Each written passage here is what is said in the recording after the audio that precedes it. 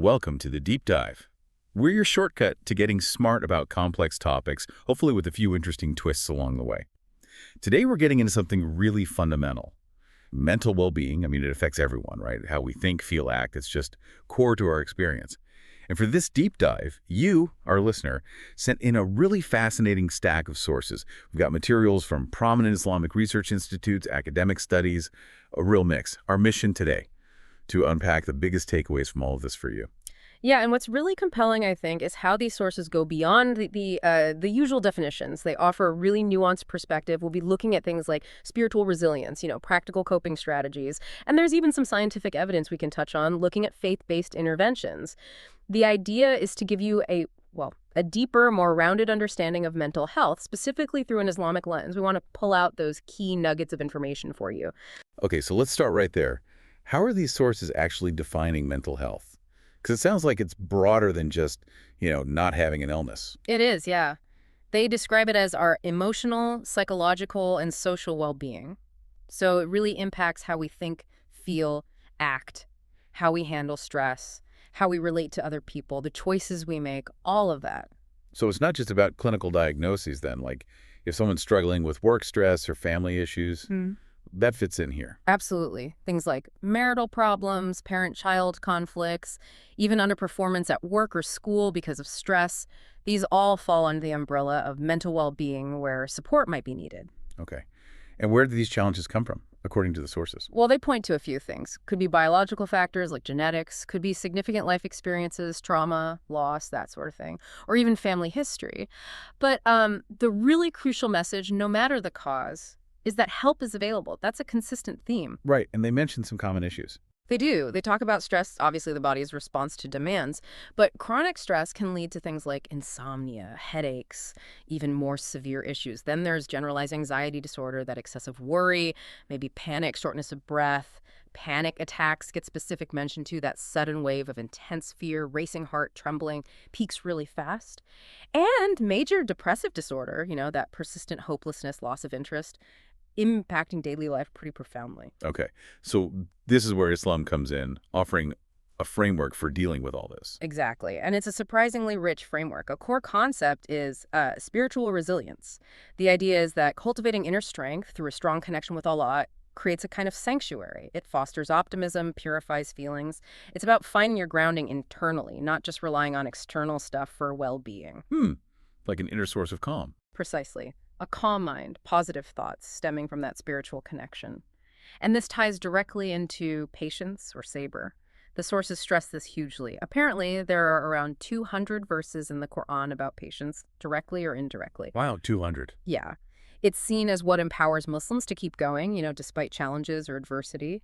And beyond patience, there's this deep sense of purpose that comes from attachment to God. Servitude, submission, viewed as a path to, true freedom, paradoxically. And the daily practices, prayer, supplication. Right. Salah, daily prayer, dua, personal supplication, and dhikr, remembrance of God. These are all described as constant sources of protection and even therapeutic relief. Even belief in divine destiny, Qadar, is framed as shifting focus from why me towards God consciousness. It's interesting, though, that it doesn't seem to be about just forcing positivity. Like it acknowledges sadness. Absolutely. That's really key. Islam acknowledges that sadness and grief are valid human emotions. It warns against getting too attached to worldly things as the source of happiness. Basically, it teaches that negative emotions are normal.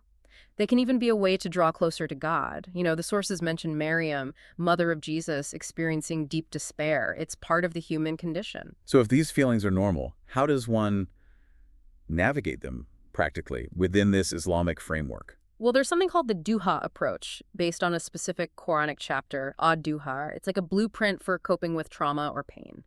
It involves a few steps. First, reconnecting with Allah, then shifting your perspective, remembering this world is temporary, focusing on the hereafter, then taking action, improving behaviors, and finally, cultivating gratitude. And how does suffering fit into that?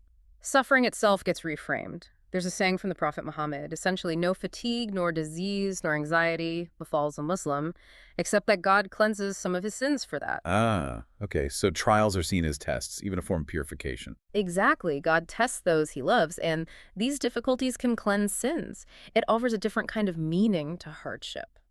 That's a really powerful perspective, and you mentioned purification. Tazkiyah. Yes, tanzkiyah, the purification of the heart and soul.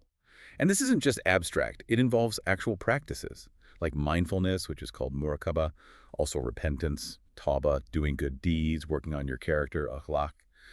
The aim is to build virtues, patience, sincerity, and root out vices like envy or heedlessness. Okay, muraqabah mindfulness. How does that compare to, say, Western ideas of mindfulness? It's related but distinct. Muraqabah is described as this continuous, full awareness that God is aware of you inwardly and outwardly.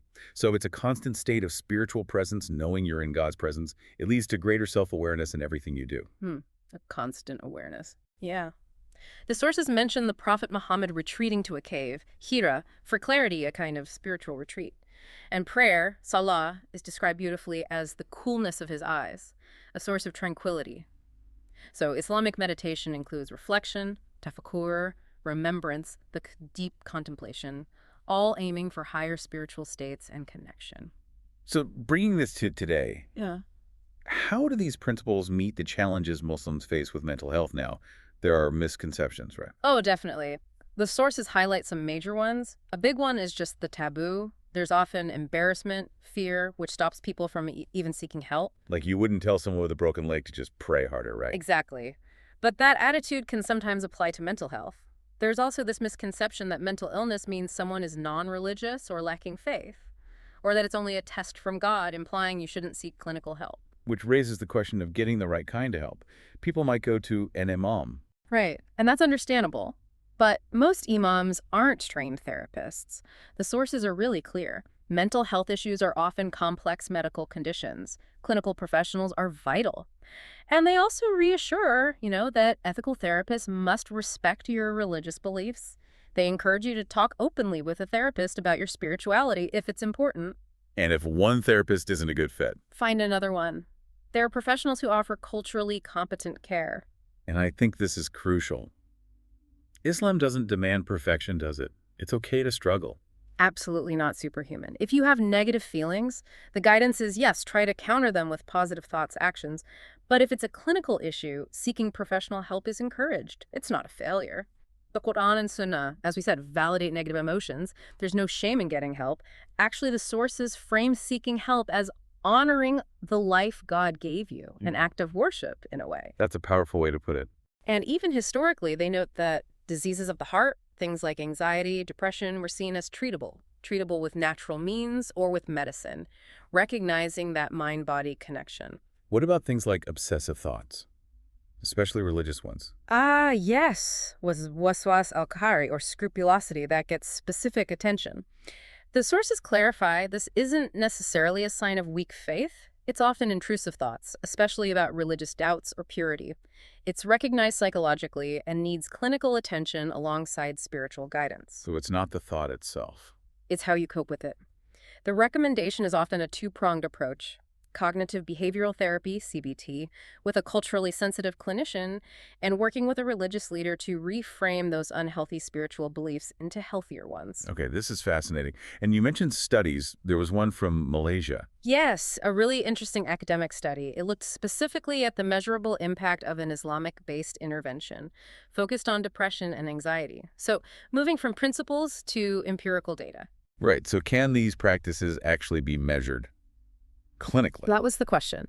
The study looked at something called RSA-5, Remembrance and Seeking Allah's Forgiveness Intervention.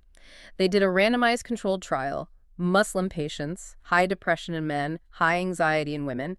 The intervention involved things we've talked about: confession, repentance, seeking mercy, patience, trust in Allah, using therapeutic techniques over about 15 weeks, 30 sessions.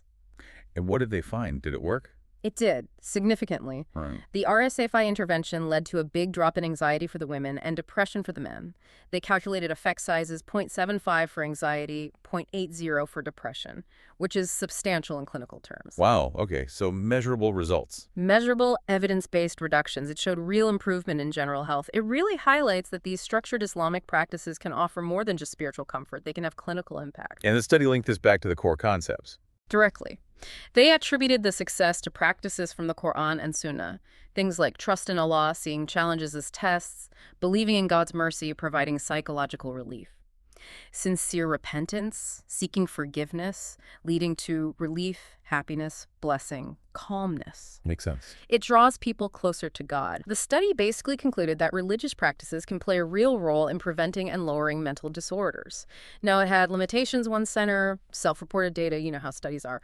But still, it provides pretty compelling evidence for these religiously integrated approaches. So, wrapping this all up, this deep dive really shows mental health is universal. Biological, psychological, social factors. It's complex. And Islam, rather than being separate, seems to offer this incredibly deep, holistic framework. Yeah, that's the consistent thread, isn't it? Across all these different sources, Islam provides spiritual resilience, that sense of purpose, practical coping tools, patience, prayer, remembrance, tazkiyah. It validates the tough emotions as normal, part of life, but it also offers ways to navigate them with faith and hope.